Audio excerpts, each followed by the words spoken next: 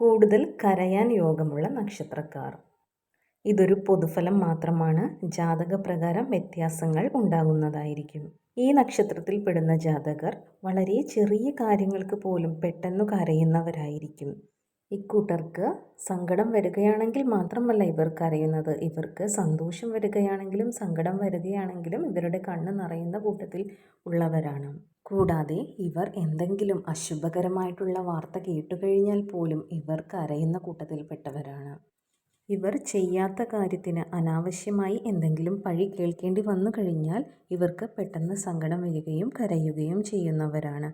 ഇതെല്ലാം ജീവിതത്തിൽ സ്വാഭാവികമായി നടക്കുന്ന കാര്യമാണ് എന്ന് കരുതി വിട്ടുകളയുന്ന കൂട്ടത്തിൽപ്പെട്ടവരല്ല. ഈ നക്ഷത്ര ജാതകർ ആരെല്ലാമാണെന്ന് നോക്കാം.